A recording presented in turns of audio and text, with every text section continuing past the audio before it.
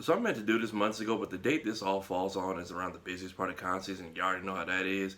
You also know that there are two major videos that I do at the end of every year that I need to get started on now. So, to make room for that and not waste this fresh retwist, happy 25th to Mulan, which dropped on Juneteenth, 1998. Now that we've grown, let's take a look back, shall we? Honestly, between him and that dang bird, this is probably one of the coldest pull-ups in all of Disney villainy. Man basically said, tell your leader I'm here, but I need stuff to do on the way to his house. Do your worst. Is the dog's name Little Brother because her parents couldn't make one? Granny talking crazy about the ancestors is honestly kind of hilarious, seeing how she's next in line to go join them. Speaking of, I guess they just ignored this part of the song because every lyric after this just fell on generations of deaf ears. Was she the Mulan of her group because all the judgment she gets to cast on people? Where's her husband?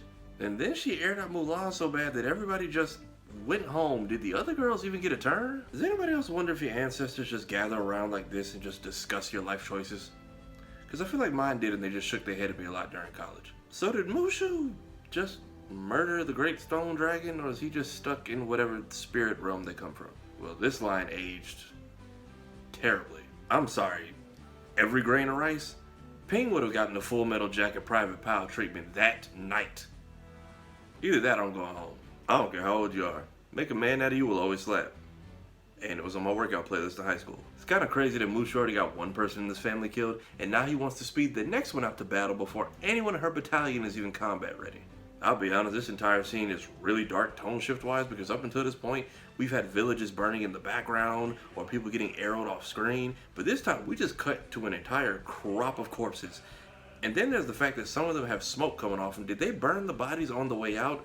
And is that why the only thing we could recover from Shang's dad was his helmet? Okay, but what did happen in this scene? Because if it was Mushu's fault, probably was, this is almost twice now he's gotten someone in this family killed in battle.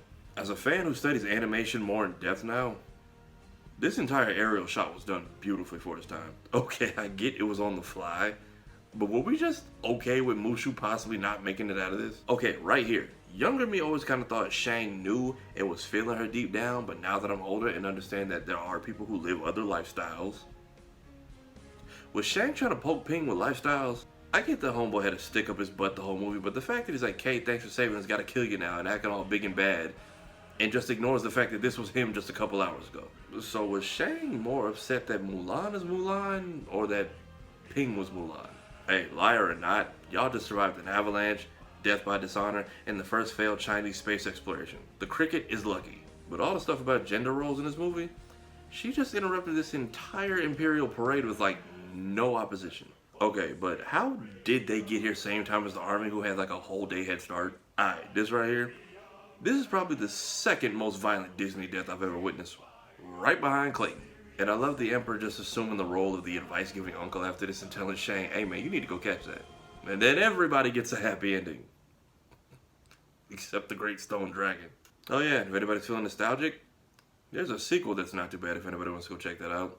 Alright, that wraps it up for this. Happy 25th to Mulan. Happy Monday to y'all. Happy Thanksgiving all. Peace. Remember, all I'm offering is the truth. Beats, baby.